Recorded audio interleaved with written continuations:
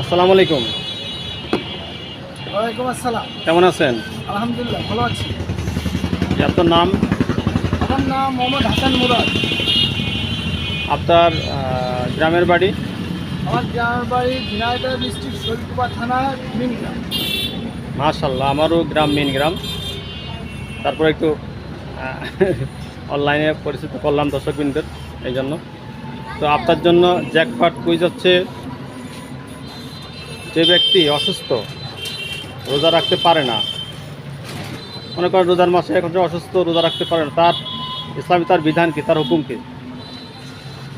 স্থায়ী যদি অসুস্থ হয়ে থাকে তার জন্য রোজা স্থায়ী না অস্থায়ী? অস্থায়ী অসুস্থ থাকলে তাকে ওই সুস্থ হওয়ার পরে রোজাটা আবার পুনরায় করে নিতে হবে। আর যদি ওই অসুস্থ অবস্থায় সে রোজা রাখতে পারছে না বিধায় তার রোজা রাখাটা ঠিক হবে না। ইসলামেও আমার যতটুকু জানা আছে, ইসলামেও এটা বিধানে বলছে যে সে সুস্থ হলে আবার পরবর্তীতে এই রোজাটা কাঁচা রোজা হিসাবে সম্পূর্ণ করবে। আপনি সঠিক উত্তর দিয়েছেন, প্রথমটি সঠিক উত্তর দিয়েছেন। অস্থায়ী অসুস্থতার ক্ষেত্রে পরবর্তী সে কাজা করবে। আর যে একটু স্থায়ীভাবে অক্ষম, রোজায় রাখতে পারেন অসুস্থতার কারণে, তার হুকুম হচ্ছে সে ফিদিয়া দিবে। ফিদিয়া জি, আল কোরআনের সূরা বাকারাতে রোজা সংক্রান্ত ফিদিয়া সংক্রান্ত আলোচনা এসেছে। ফিদিয়া হচ্ছে একটি রোজার জন্য একজনকে খাওয়ানো, একজন গরিব বা মিসকিনকে খাওয়ানো, ফিদিয়া, এটাকে ফিদিয়া। আর 30টার জন্য 30 জন মিসকিন বা গরিবকে খাওয়ানো, এটি হচ্ছে ফিদিয়া। দিতেই হবে কিন্তু, জি অবশ্যই। ঠিক আছে? তো আপনি একটি শক্তির উত্তর দিতে পারছেন, এই জন্য আপনাকে অসংখ্য ধন্যবাদ। জাযাকুমুল্লাহ খাইর। রোজা রাখার, রোজা ভঙ্গের দু একটি কারণ বলুন। রোজা কী কারণে রোজা ভেঙে যায়?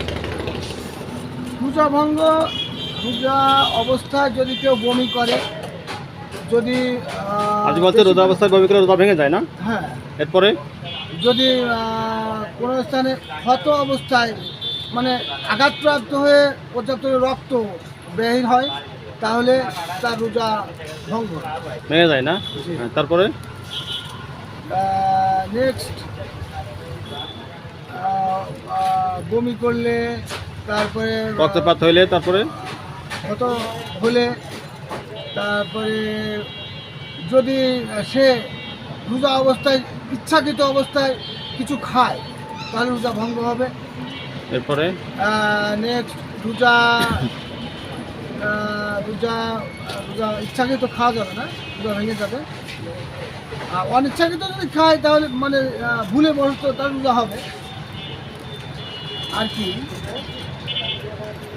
রোজা ভঙ্গের আর কয়টা কারণ আছে? যে আপনি একটি সঠিক বলেছেন, সেটা হচ্ছে ইচ্ছাকৃতভাবে কোনো কিছু খাইলে রোজা ভেঙে যায়। আর কি করলে? রোজা অবস্থায় স্ত্রীর সহিত মিললে, রোজা অবস্থায় যদি স্ত্রীর সাথে তার মিললে, স্ত্রীর সঙ্গে যদি মিলিত হয়, একান্ত মিললে রোজা ভেঙে যায়। আর কি? তো এরকম পানাহার করলে, খাইলে, কুকর্মের ভিতরে লিপ্ত হলে রোজা ভেঙে যাবে।